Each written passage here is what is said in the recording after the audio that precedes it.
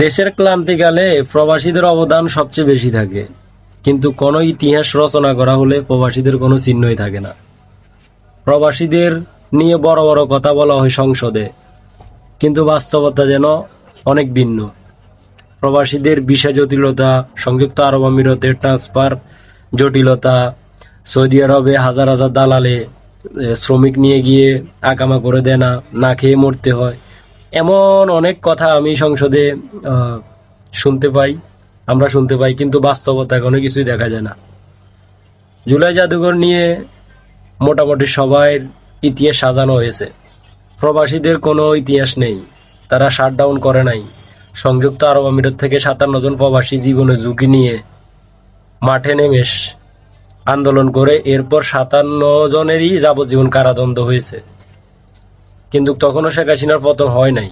যদি পতন না হতো তাহলে আজকেও তাদের এই সংযুক্ত আরব আমিরাতে জেলে ফসে ফসে মরতে হতো। কারণ তাদের রায়ের পরে শেখ হাসিনাকে প্রশ্ন করা হয়েছে, এই লোকগুলা ভুলবশতে হয়তো দেশের ক্লান্তিকালীন আবেগের বশতে আন্দোলনে জড়িত হয়ে আজকে এমন দুর্ঘটনার শিকার হয়েছে। আপনার সরকার কি তাদেরকে নিয়ে আসার কোনো প্রোগ্রাম করতেছে, বা এটা নিয়ে আপনাদের প্রতিক্রিয়া কি?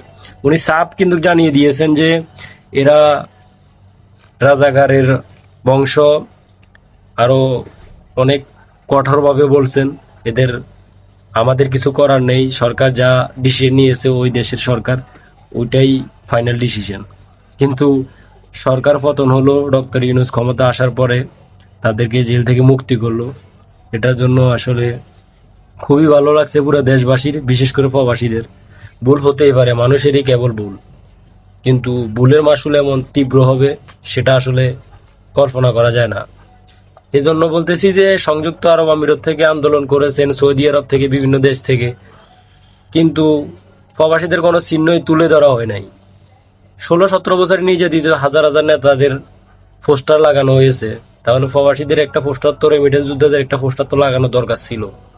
আমার ব্যক্তিগত জায়গা থেকে এটা আমার একটা ক্ষোভ ছিল যে আসলে প্রবাসীদের নিয়ে কথা বললেও বাস্তবে কোনো কিছুই করা হয় না।